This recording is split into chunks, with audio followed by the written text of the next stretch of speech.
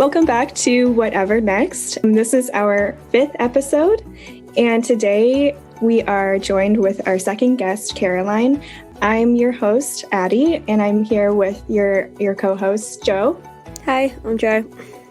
Today we will be talking to Caroline about her work creating the Catalyst Foundation and her experience creating also the Vietnam culture camps for families across the U.S. who have adopted children from Vietnam. Caroline is also an adoptive mother herself.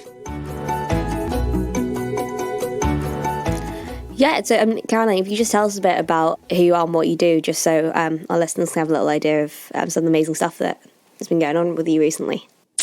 Well, my name is Caroline. I'm super excited to be here because I've known Addie since she was much younger than she is now. So I am a Vietnamese American. I immigrated to America from Vietnam at the height of the war, height of the Vietnam War, in April of 1975. So I came to the States when I had just turned 5 years old to a refugee camp. And I grew up in the Midwest, in as white as a place as you could get. And I have 3 brothers, one older, 2 younger, and my parents, we all immigrated and escaped Vietnam at the same time and grew up in a pretty, it's pretty much a typical Midwest immigrant story. We were sponsored by a church.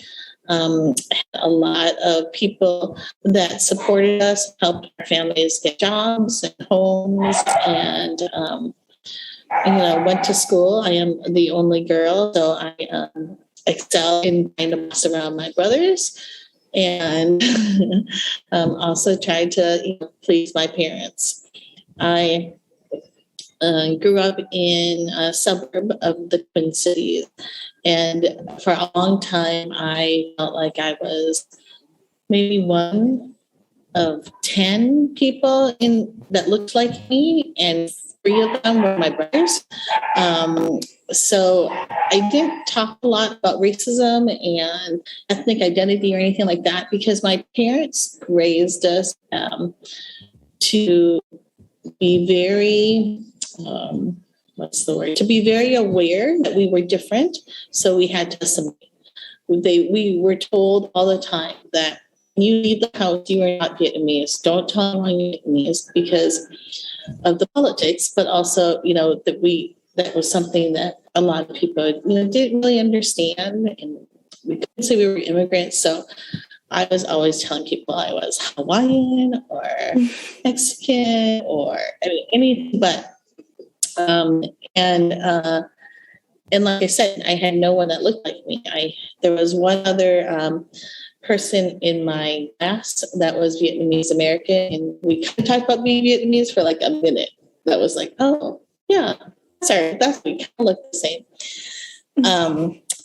And then I went to college and graduated in international business. And my dream when I started college was to be the Mickey Mouse mascot at Disney World, which did pan out.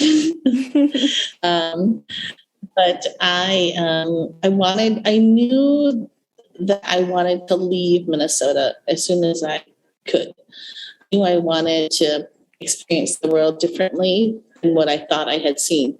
So ironically, I chose to study abroad in Denmark, which didn't have a lot of Asian faces either. But it was the most amazing gift I could have done for myself to say and I've said this for a really long time, to say that my backyard was bigger than what I had been in, right? It was bigger than the little state of Minnesota. I had gone abroad and said, okay, since I'm here, I'll travel. So I was like any other typical study in quotes because we didn't really study, but we went to a couple of classes and we had a group of people and traveled a lot, and it was fantastic. And I met some great people, and I came back more determined than ever to say that I was a different person. I was not just the only Asian, but I wanted to be the best Asian. whatever that meant. So I immersed myself in minority campaigns. And I applied for a minority exposure to corporate America scholarship, and I got to the corporate world, and I started my career. My first adult job was with 3M. And you could get more corporate than that in Minnesota. That's where 3M was born. And it was a really good learning experience just to see if I liked business and corporate world. But again, I knew I wanted to go international, whatever that meant. And I was always looking to travel. So I got married very, very young. I married right out of college. I just turned 22. It was crazy. I had been with this guy for 9 months and decided, oh, this is a great idea. And was not Vietnamese. And I'll tell you a funny story, and I should have been the writing on the wall, right? My parents are, I wouldn't say they're strict, but they are. They were concerned, one, that I was dating, because I'm the only girl. So that's another, typical story. But I came home with this, he was my first, maybe my second boyfriend. I think my second boyfriend. I had a high school boyfriend and then him. And I came home, and they had met him only twice before I came home and said, I'm engaged. And my dad, we knew it was going to be trouble, right? So we said, we're going to do this at a public place. We already felt like it might not go well. So we're in a restaurant, and my dad is a chef, and we're in his restaurant, and he comes out, and we're like, hey, we're engaged. Didn't ask permission. Just said we're engaged. And he took this dinner roll, and he didn't say anything, but he took this dinner roll and started smashing it. Didn't say a word. We're like, we don't have a date or anything. He keeps smashing it like this. And 5 minutes later, with almost total silence, because I'm like, you got to say something, right? Are you happy for us? And this roll was paper thin. And then he just got up and walked away. Didn't say anything. And then we didn't talk for 6 months after that. And my mom, she just started crying. And, my dad wasn't saying anything, and she didn't know what to do. So she started crying. My dad left, and so we're like, okay, well, I'll just leave. So fast forward to, I was 28 when I said, actually, when I was about 25, I wanted to have children. I wanted to become a mother. I felt that mothering and caring for children was something that I loved doing. I had babysit at a very young age. I was always taking care of my brothers. So I thought, and I always to become a mom. So around 25, 26, I said, let's start trying to have a baby. And it wasn't happening. So around 27, between the ages of 26 and 27, that year-ish or so,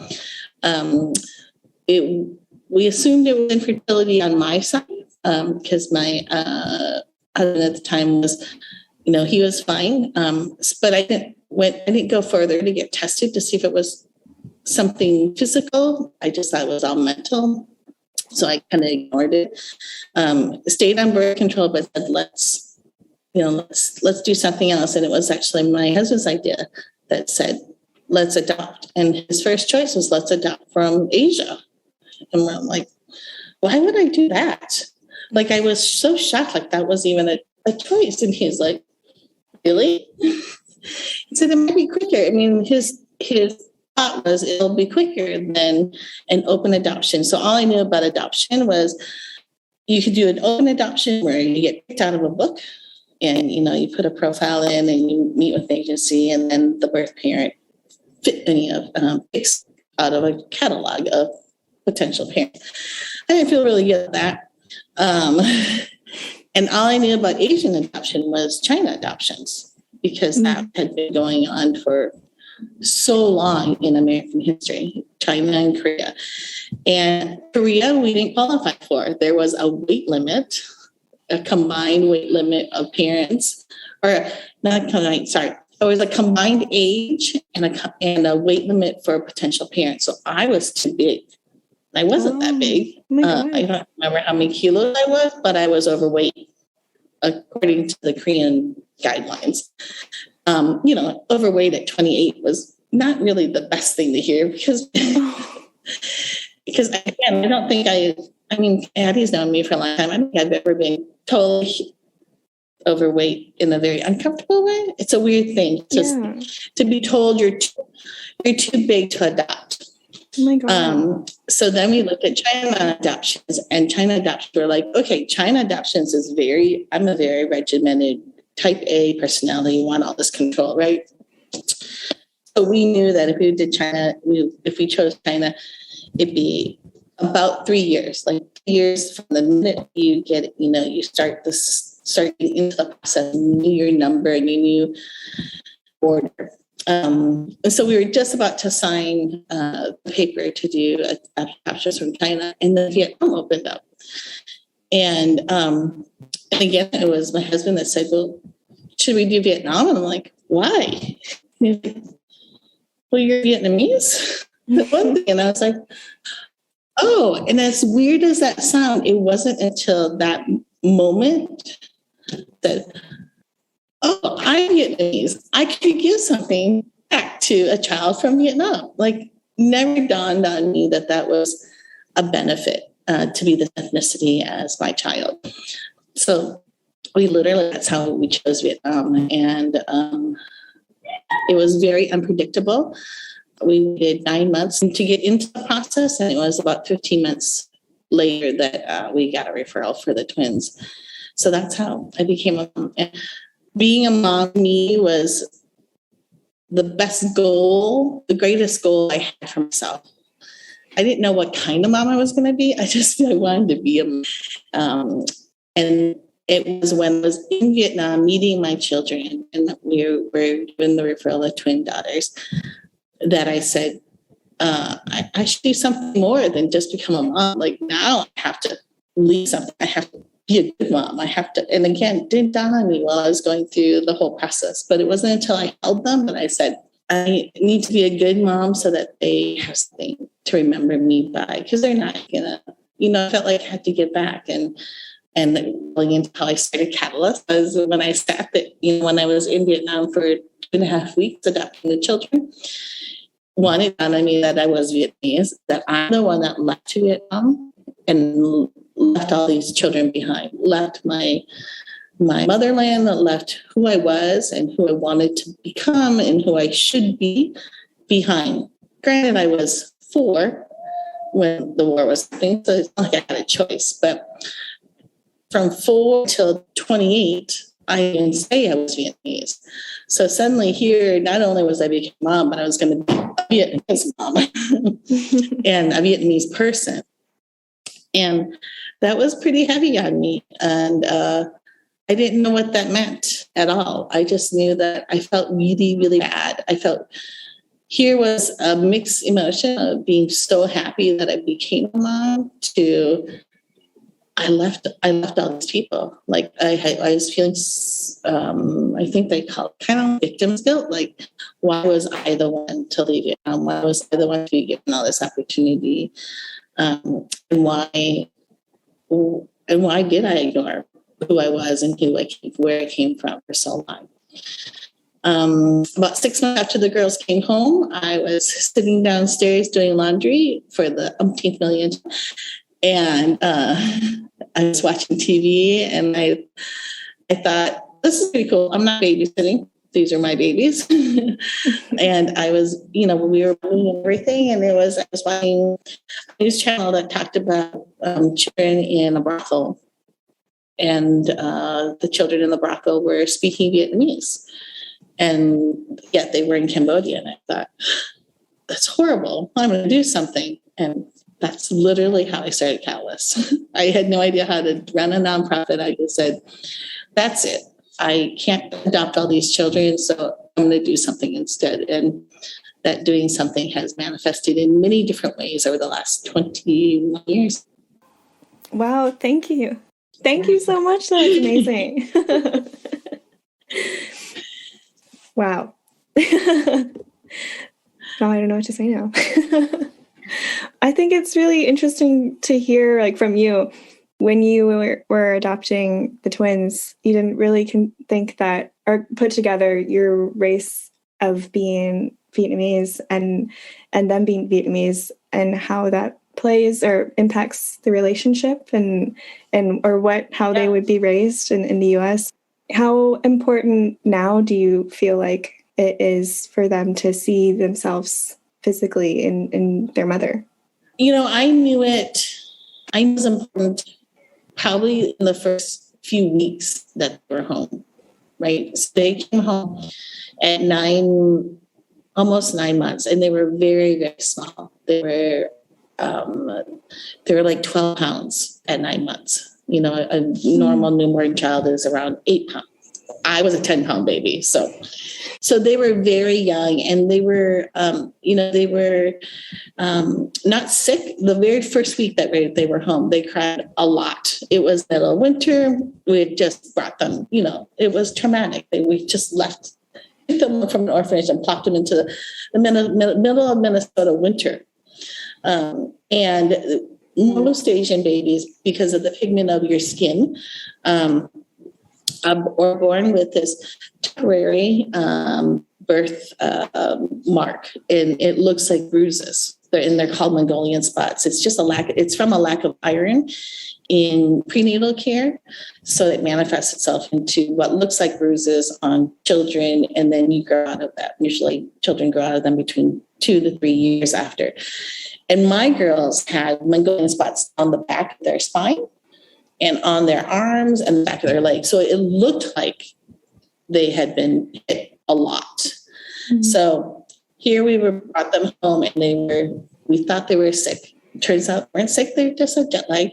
But nevertheless, we took them to the clinic that first week that we were home. And my husband is white and I was Vietnamese, and doctor said, "What's going on here?" Like instantly is saying, there's a red flag, right? A doctor, good nurse says, "This looks like bruises." And I knew from whatever training or whatever someone told me, I'm like, "Oh, those are Mongolian spots for the Asian from, da, da, da, da." And she said, like, "Oh, well, you would know because you're Asian." Like that was her. She didn't say it out loud, but I knew that's what she thought. I thought, oh, that plays to my advantage. I don't have to explain as a white person that I had not beaten my children. Whereas in adoption training, we tell parents,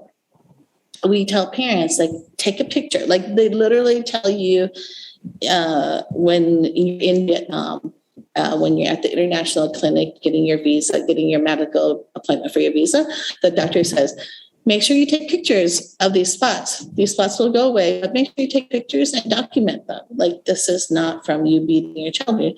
So we had been prepared. A white doctor in an international hospital in Vietnam told me another white doctor in another country accused me of something. And she never accused us, the doctor in Minnesota, because she said, "Oh, you're Asian, no." And that I took that to mean that's going to help them because I look like them and they feel the same things they will feel. I remember when they started kindergarten, I said, "Here's all the bad things people are going to say to you."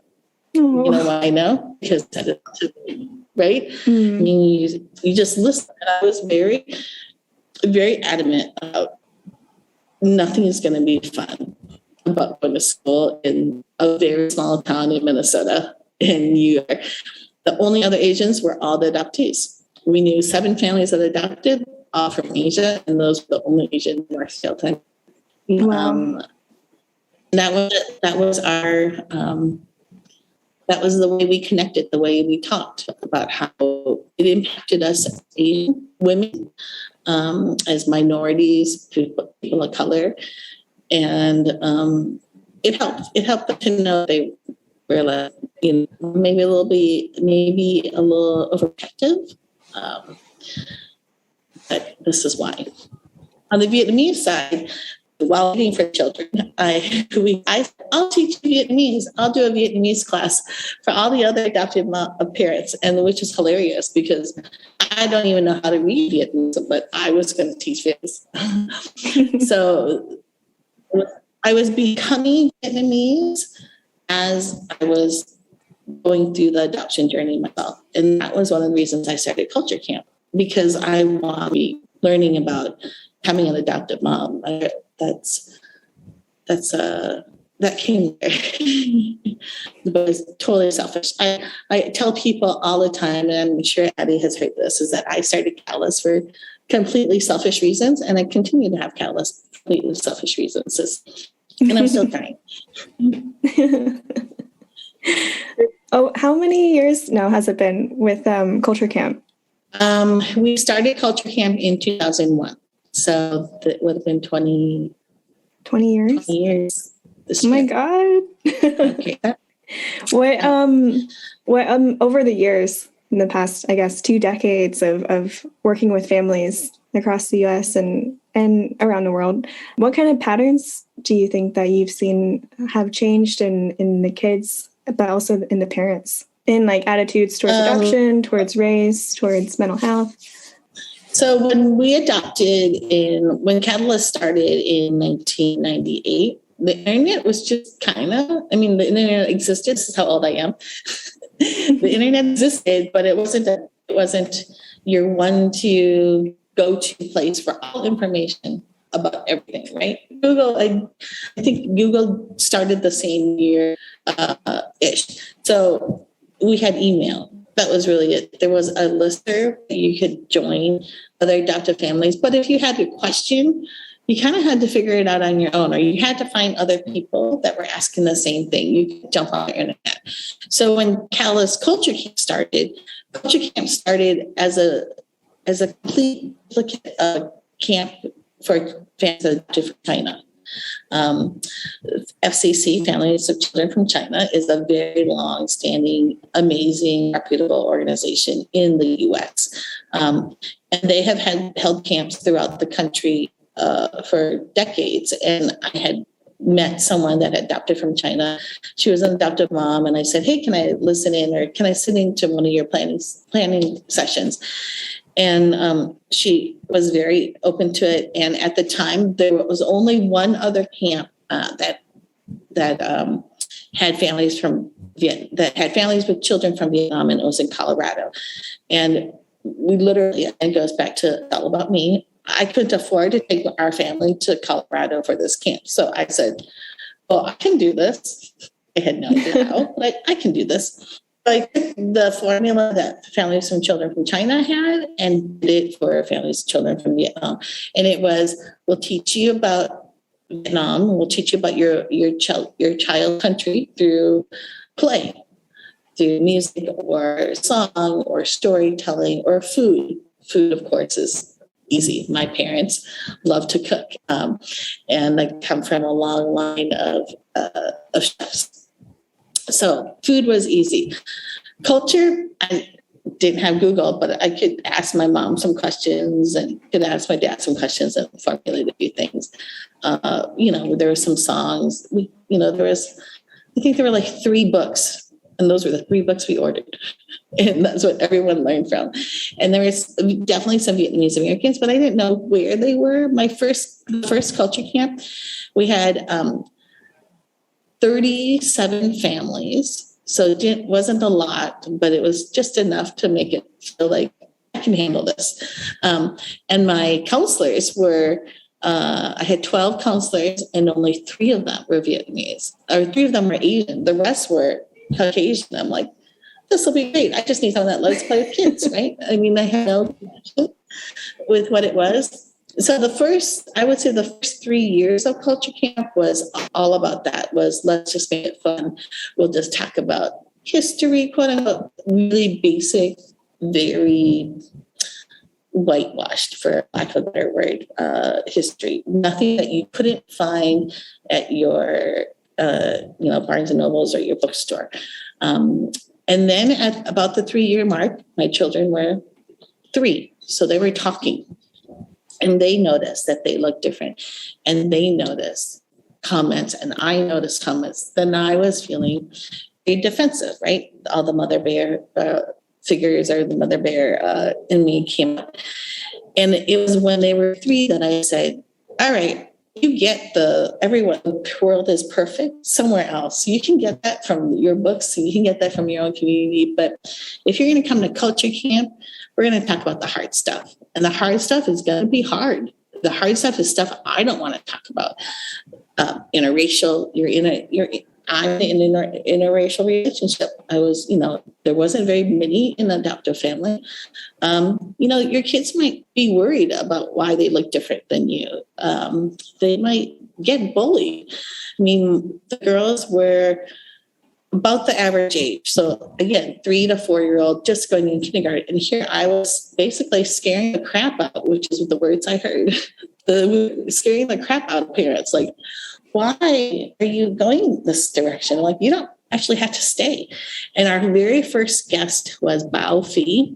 Bao Phi is a slam poet. I don't know how I heard about him. I don't remember if it was through a poem, but he was a Vietnamese immigrant that lived in the projects in Minneapolis. And his whole thing was, damn, it's hard to be Vietnamese. And damn, it was a lot of swear bombs, and there was a lot of, it sucks, it's awful, it's never going to get easy. And I had parents stand up and walk out. Like, that's never happened to me. The racism doesn't exist. Everyone loves me. Everyone loves my kid. I love my kid. I don't see color. And it was at the 3-year mark that I said, from now on, every counselor has to look like our kids. It has to be an Asian face. It has to, if not all of my counselors, but most of my counselors, right? It had to be at least 9%. It had to be the world that they did live. They already lived in a gated, small community. I call it a gated community. They may have not come from a gated community, but a small bubble where everyone around them doesn't like them. Their parents don't look like them. Their teacher, probably their group of friends. But if it comes to this culture camp, they're going to feel like they don't have to explain why they look differently than the rest of their community. And so that was important to me. And we started talking about all the stuff that makes you feel comfortable. Plus you throw in a few food things and a few song things and a few fun things. And I had told my, so over the last 20 years, I've had over 1,300 counselors, 1,300 different counselors. And I had met almost 9,000 people at Culture Camp. And I have had over, I think the number is 4,200 adoptees from Vietnam, China, Thailand, Korea that have come to Culture Camp. So I feel like I know them pretty well. And what we said is that it didn't matter what I was teaching. What we were saying, it mattered that everyone around them looked like them. That's why the counselors were so important. That was why what we were teaching, who was teaching it, had to be an Asian face.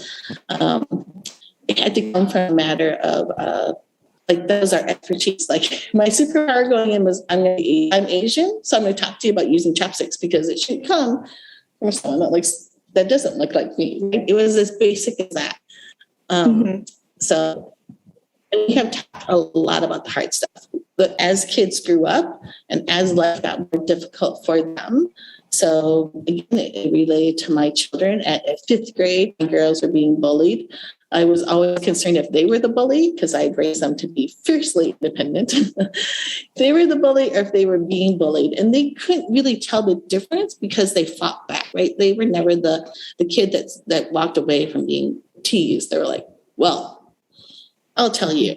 But there were many kids that sat in a corner and cried. My kids were more afraid that I was going to leave them. They'd already been left once in their life as part of their adoption trauma. So if I went to the grocery store, I may not come back. Like, if I was going to drop them off at their school, they thought I would never come back. That was there. Right? But so I was starting to see that kids were manifesting their trauma in many different ways. And our kids were starting to feel really alone at a very young age. So, and Addie will know, I am very overprotective of my Culture Camp kids, no matter where they were born. I took them to be my kids, and my kids were this community of, 3,000 children. And I was only seeing 300-400 a year. And I was feeling like we need to talk about why your kids feel alone and feel sad and are scared to talk to you, the parent. And that's what it came down to was I know my girls talked to me about stuff they were going through because I looked like, and they weren't talking to their dad because he wouldn't understand, right? Like, so we talked to the kids about the hard stuff, and unfortunately, we had a lot of suicide attempts. So the girls were, I was in Edinburgh when my first culture camp kid died by suicide. And it hit us hard.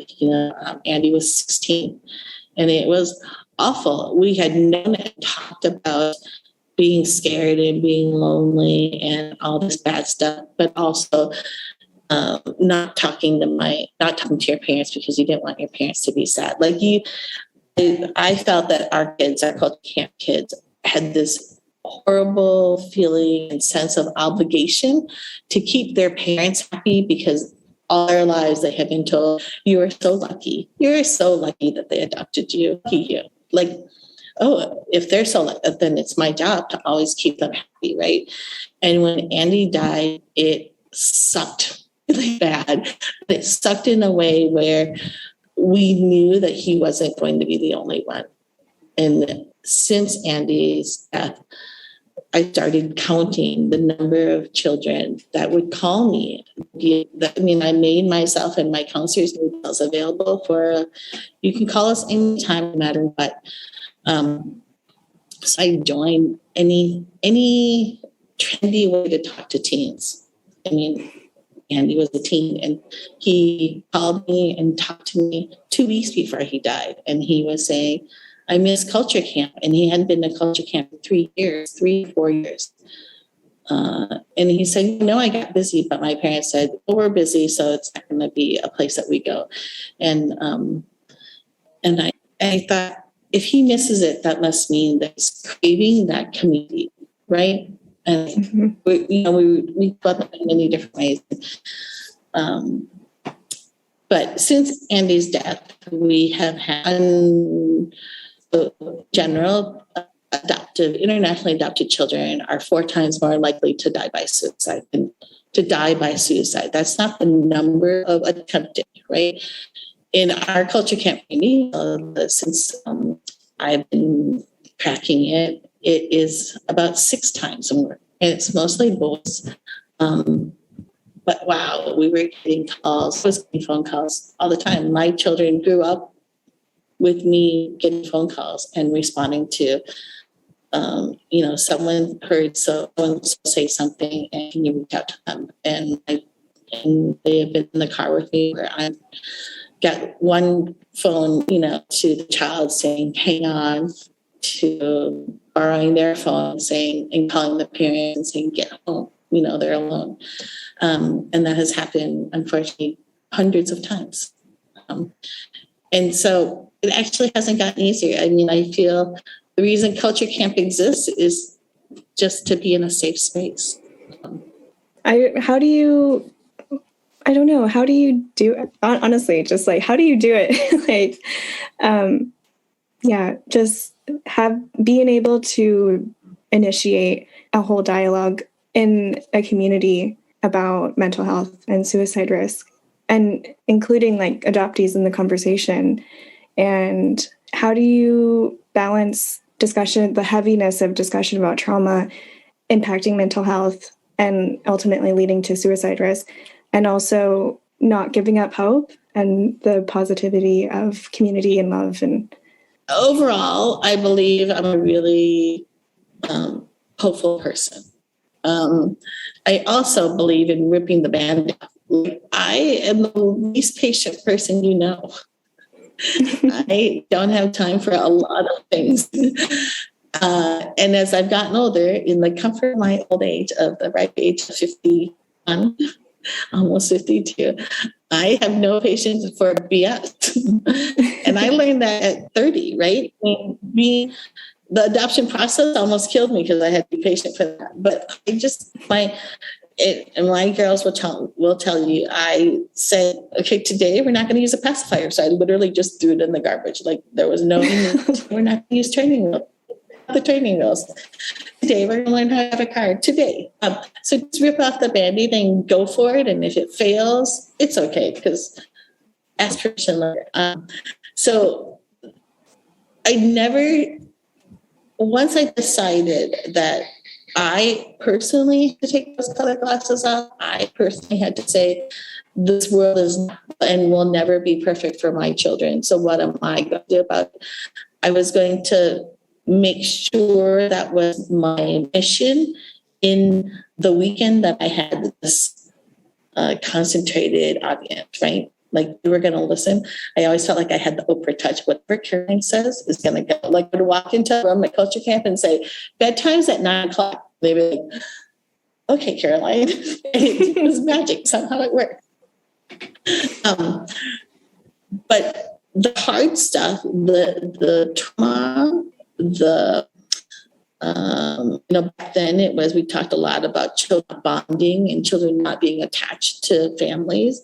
We didn't know it was because of trauma back, 20 years ago, 18, 15 years ago. Now there are so many more words and so many more social workers and therapists that have helped and healed children that are adoptees themselves.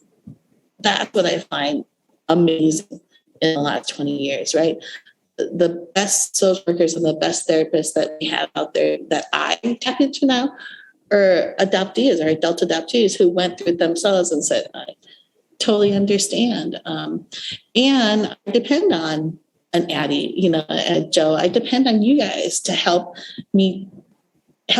tell me that this worked, this didn't work, or what they remember. Some of your favorite memories, again, is running around with people that look like you. That has stuck with me for a really long time.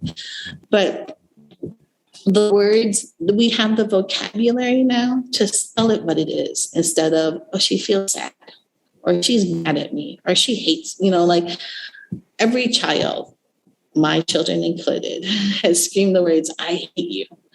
And I remember for a really long time, like, I'm ready for those words. And when it came, I was ready. It's like, how can you hate me? I'm your mother. But then when I look back, it wasn't really that. It was the fact that I had to acknowledge that there was a first mother.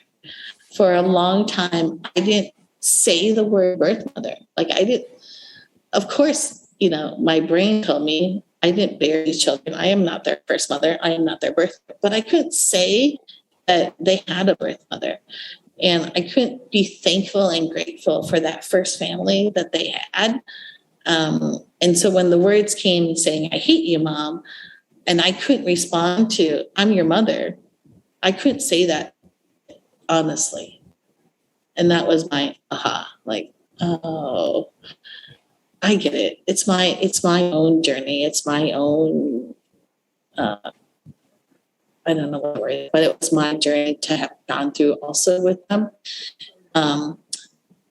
And so mental health for me was never, I think I never said it was mental health. Like I never used those words. I just said, we got to fix what's broken. Whoever it is, I was a one that jumped in to try to fix everything. And when it couldn't be fixed, let's talk it out, find resources.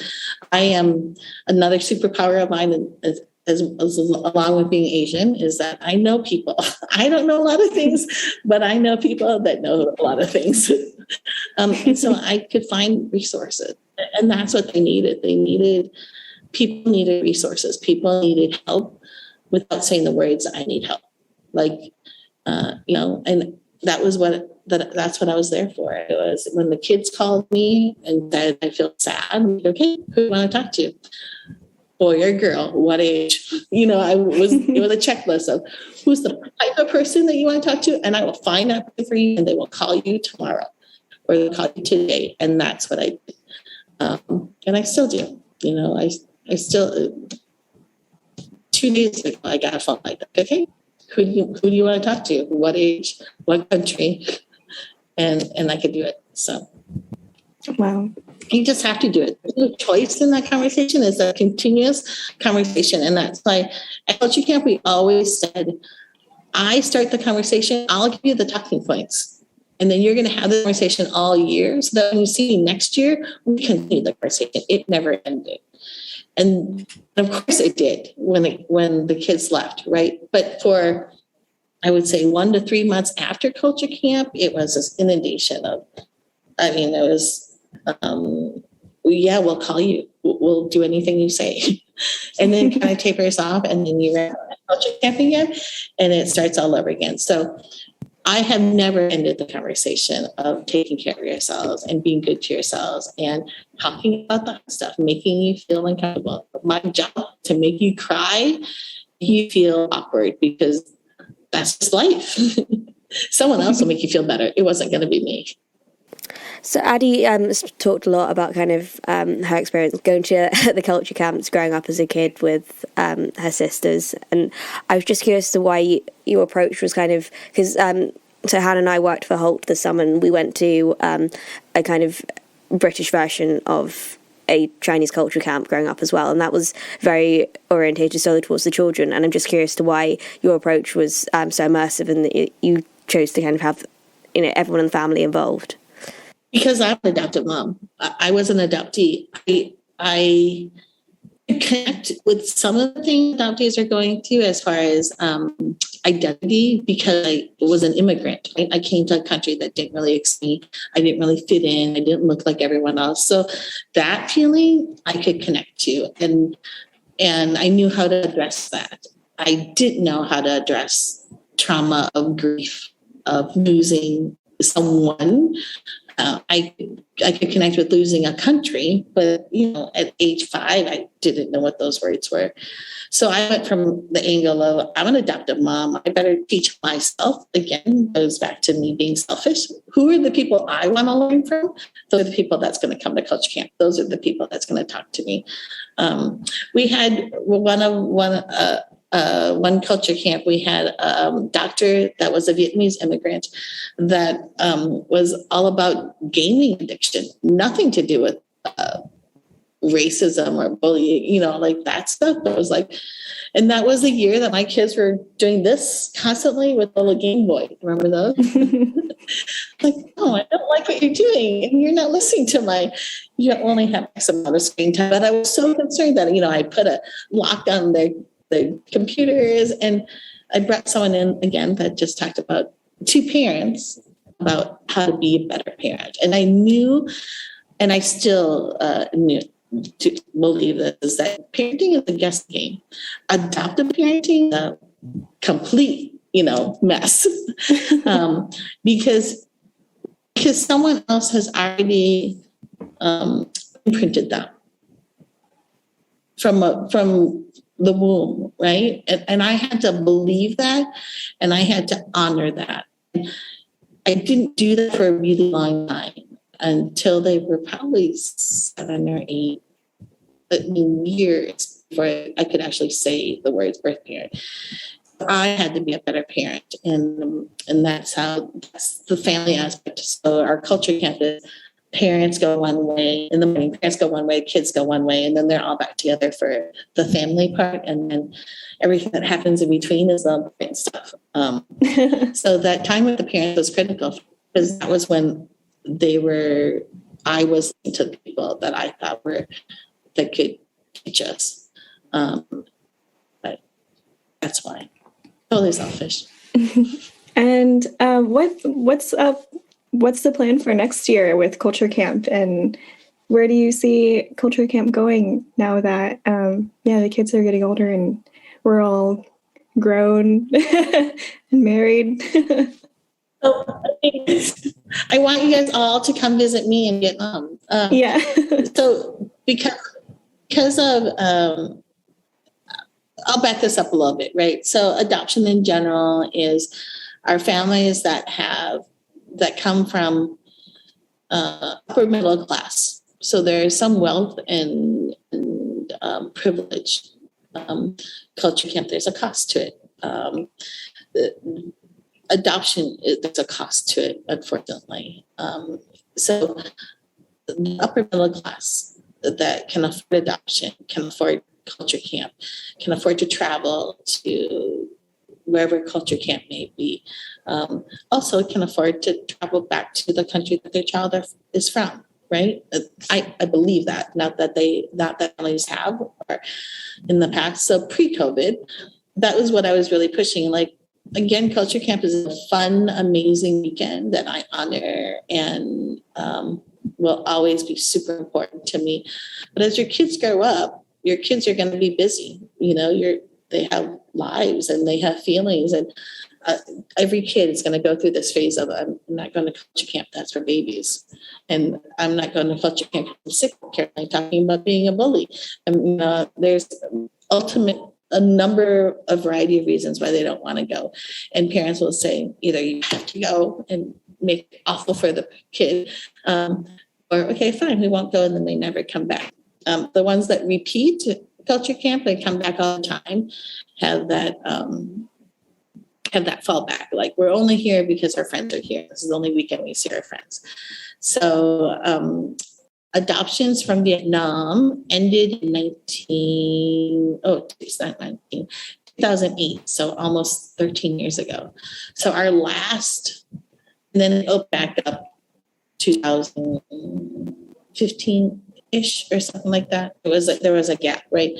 So in the Vietnam adoptions is back from 45 years ago when the war ended as adult adoptees, then nothing until 1994, and it opened up again from 1994 to 2008, and that's where the culture camp, most of my culture camp families come from. That last child that was adopted before it closed is now 13, now 14, going into middle school, which I knew them since they were babies, right? So what comes with middle school and high school is a busy schedule. And then all my kids are 23. So and then you have Addie, who's married. 20, are you 26? I'll be 26 on Thursday. Yeah. So, Addie's not going to come to culture camp and hang out with the kids unless I make her.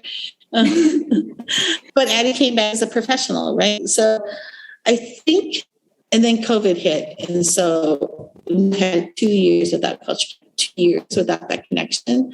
And I feel, to be completely honest, I feel like I'm not needed anymore. I feel like it's not important anymore because you've made it 2 years without me. I mean, it's a weird feeling. I'm going through a lot personally. I'm going through a lot of things like, like my kids don't need me. They're 23. I mean, they need me, but they don't need me.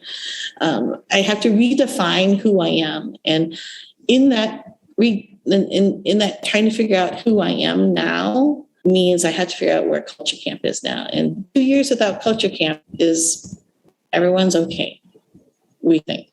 We haven't connected with them, but we think they're okay. I don't think that the numbers and financially will be there for us to continue culture camp. So I want everyone to come to Vietnam. I want everyone to come back to Asia, and I'll make all these custom tours. I moved back to Asia. I moved back to Vietnam in a country, something that I thought I would never ever do in my lifetime, live in Vietnam again. I'm here. So if I can do it, you can at least come visit me when borders are opened up. So I think maybe this will be the first time I say it in public, but I think the 2022 culture camp will be our goodbye culture camp. Oh my God, my heart. About how to be together again, because I don't know. I mean, yeah, I don't know. I think what's amazing too, right, is because we didn't have internet when culture camp started, and now we have Zoom. Now I can talk to my kids all the time, whether my real kids or my Addie kids, my culture camp kids. I can be connected with you at any time. We don't need to be in a space where we feel alone anymore. I think that is one of the benefits about maybe I'm different than everyone else. Maybe I believe that's one of the benefits that came out of the pandemic, is that we've learned to connect in ways that we never thought would be fun anymore. Like, no one thought FaceTiming and video conferencing was fun. Now it's yeah, let's do it. Let's get on Zoom, or let's, be together again. So I think physically, I think that's the way culture camp is going, but it's going to be really hard to say goodbye. Yeah. Well, I would just like to say that I think you will 100% always be needed by all of the people that know you, and all of the adoptees that you've made a difference in their lives and through culture camp. And until the end, we'll always be connected. Thank you. And I think I know that, but I think it's still, I think it's still hard. Yeah, my culture camps always be my culture camp kids. I'll always be ready and willing for my kids. The parents, they'll be okay. The adoptive parents will stay. The adoptive parents will stay in their clique. I'll drop some interesting questions along the way. I'll have some interesting speakers along the way. But I think maybe that's my legacy, is to have made a difference in your lives. Yeah. I mean, before we started recording and thinking about leading up to the episode and everything, I was just kind of reflecting back on all my experiences with Culture Camp and Catalyst, and just feel like so grateful to have that experience and to have you in my life. Well, thank you. That means a lot. Yeah. To close, do you want to tell all of our 10 listeners where they can find information about Catalyst and about where they can donate for the foundation? Sure. So what I didn't touch on at all is another reason Catalyst started, not only for my adoptive side of my life and my culture camp kids, is to help the kids that are still in Vietnam. So we do community development, humanitarian work in Vietnam for ethnic minority families, which are a really small population. I tend to try to make a difference in the lives of people and families that I feel don't have a voice, kids especially. So the humanitarian work we do educates the children and provides food and shelter, basic human rights to children that have never had that opportunity before, because I do have hope. I do have hope that the world may suck for a really long time, but in my little small world, I'm going to make an impact. So to find Catalyst, you can find us on any social media platform under Catalyst Vietnam, and also online, catalystfoundation.org, where I'm pretty active on Facebook and Instagram, so you can find me there. And we're a very, very small organization. It's me that runs everything, with amazing volunteers that jump in when I give them the Caroline choices, which are not very many choices. And then I have an amazing staff here in Vietnam that carry out the mission. But thank you for the opportunity to talk, to ramble. I've rambled a lot. I rambled for a whole hour. You guys didn't fall asleep. No, it's amazing. Thank you so much for coming on. Yeah, thanks so much for taking the time to talk to us. Thank you. Yeah, and thank you for creating this space. Again, I think that's what's so cool about you guys, is that your generation is to get out there and to not be shy about talking about whatever it is that is important to talk about. Instead of letting kids at all ages believe that they're all alone and feeling this way, and no one else feels that way. And I think that's what you guys provide, is that space to say, actually, well, Caroline's great. I love we learn from people like you.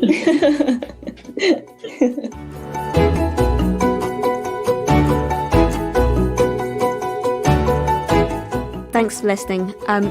Whatever Next has chosen to help support Rape Crisis Scotland because of all the work that they do to help end sexual violence.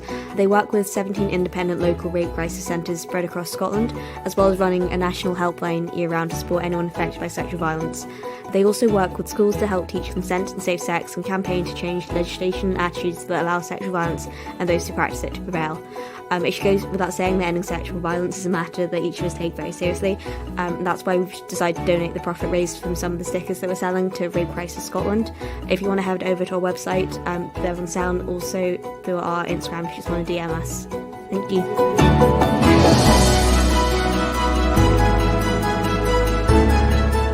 Thanks for listening to Whatever Next. You can find more of our episodes on Acast, Spotify, or wherever you get your podcasts.